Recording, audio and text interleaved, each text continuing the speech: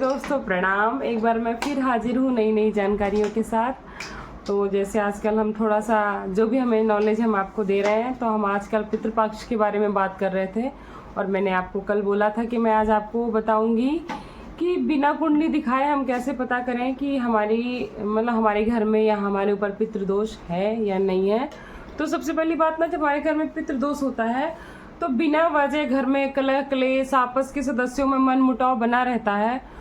दूसरी चीज़ ये है कि घर में अगर कोई बच्चे हैं, लड़की या लड़का शादी योग्य, तो उनके शादी विवाह में अड़चने आती, किसी न किसी तरह की अड़चन आएगी। अच्छा खासा रिश्ता होते होते रुक जाता है, तो इसका मतलब कोई ना कोई पितृदोष है जो हमारे चीज़ों को आगे नहीं बढ़ने दे रहा। तो आप उसका उपाय जरूर करें।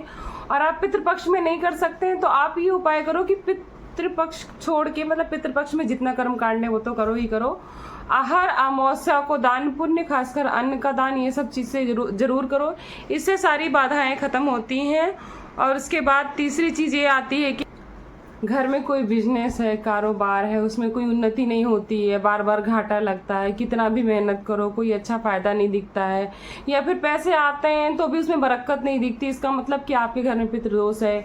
घर में कोई ऐसा इंसान है जो खाना खाने बैठता है तो मतलब अनचाहा जबरदस्ती उसमें रोज ना कुछ बाल वगैरह या गंदगी कंकड़ ये सब जो निकल आता है, और कभी कभार तो सब में निकल आता, नॉर्मल चीज़ है। लेकिन अगर रेगुलर ये चीज़ें हो रही हैं तो कहीं ना कहीं ये पितृदोष ही है। इसको पहचानिए और इसको ज़रूर दूर करने के लिए सोच। और दूसरी चीज़ ये है कि घर में कोई बच्चा है लगातार बीमार रह रहा है, या कोई बड़ा है लगातार बीमार रह रहा है, तो ये भी एक पितृदोष का लक्षण है। और नेक्स्ट थिंग्स ये है कि अगर आपके घर में जैसे कोई बिल्डिंग है, किसी नींव में या अगल बगल पीपल के जब पौधे छोटे छोटे उगते हैं ना, और बार बार उगते हैं, आप हटाते हैं उनको, तो ये भी पितृदोष का ही लक्षण माना जाता है। कहते हैं अगर हमारे घर में पितृदोष आता तो बार बार पीपल के पौधे उगते हैं। ये बहुत ही मुख्य लक्षण है, इससे आप पहचान सकते हैं कि आपके घर में पितृदोष है या नहीं है।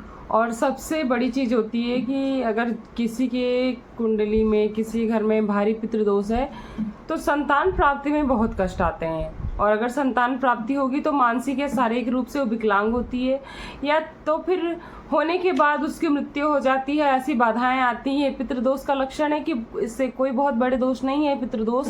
आप इसको बहुत आसानी से छोटे छोटे कर्म करके आप इसको दूर कर सकते हैं। तो इसको दूर करिए और अपना जीवन सुखी बनाइए। और नेक्स्ट चीज़ ये है, घर में ऐसा कुछ हो रहा है कि बार बार कोई गिर रहा है, हड्डियां टूट रही हैं, असमय लोगों को बाल झड़ रहा है, असमय आंखों की रोशनी चली जा रही है, ये सब भी पितृदोष के लक्षण होते हैं। लोगों को मतलब अलग चीज़ें समझ में आती है, लेकिन अगर ये मतलब बिना किसी रीजन के होता है तो ये भी बहुत कहीं ना कहीं बहुत बड़ा पितृदोष का ही लक्षण माना जाता है।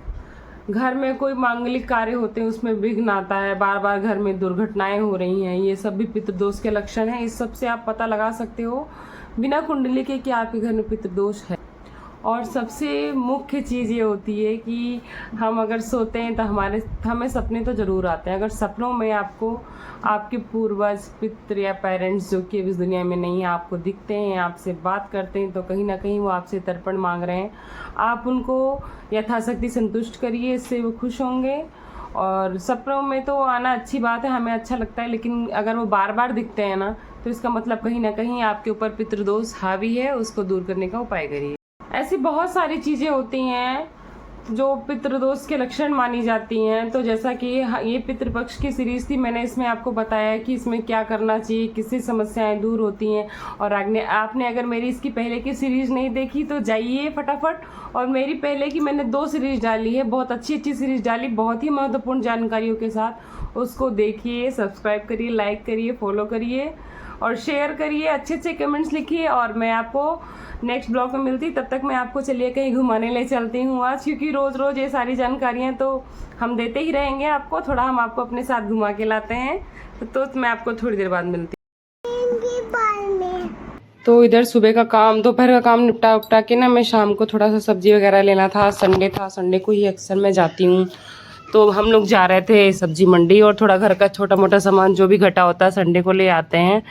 तो हम लोग निकल गए थे रेडी होके घर से। आज थोड़ा टाइम से निकल गई थी मैं, इसलिए मैं कुछ खाना वाना नहीं बना के, लौट के ही बनाऊंगी सब कुछ।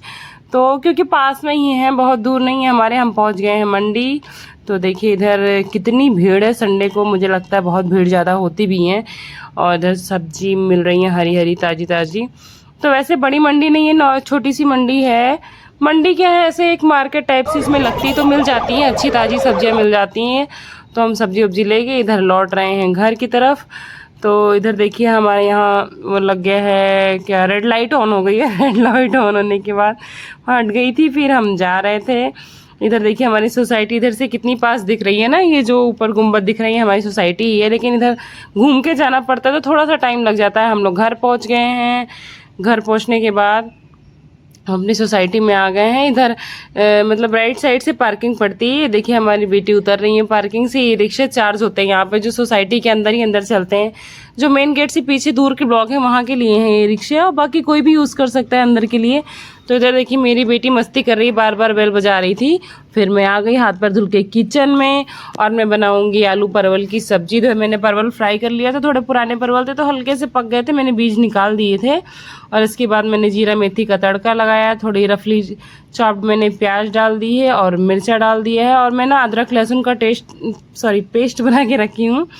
तो इधर मैंने सारे सूखे मसाला डाल दिए हैं, मिर्चा हल्दी और धनिया। इसके बाद मैं इसको 2 मिनट भुनने के बाद हल्का सा पानी डाल दूंगी। इससे मसाले बहुत अच्छी तरह से पक जाते हैं। जब अच्छे मसाले आपके अच्छे से पके और भुने होते हैं ना, तभी सब्जी में टेस्ट आता है। फिर मैंने अदरक और लहसुन का पेस्ट डाल दिया। मैं पेस्ट ना इकट्ठा बना के रख लेती हूँ, आप भी रख सकते हो। उधर मैंने टमाटर डाल दिया है और नमक डाल दूंगी। मैं साथ में ही सारा नमक डाल देती हूँ।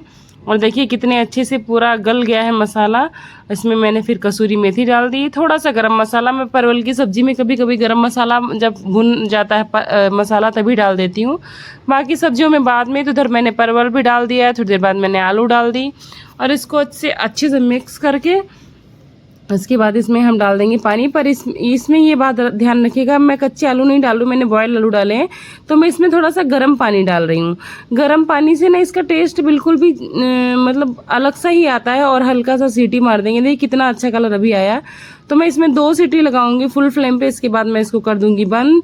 तो देखिए कितना सुंदर कलर आया है, बिल्कुल अच्छे से रेडी हो गया। अगर आपको गाढ़ी ग्रेवी चाहिए तो आप इसको हल्का सा ना मैश कर सकते हो, और आप कच्चे आलू के साथ भी बना सकते हो, कोई दिक्कत नहीं है। आप 2 सीटी मारने के बाद 2 मिनट स्लो पे पका लेना।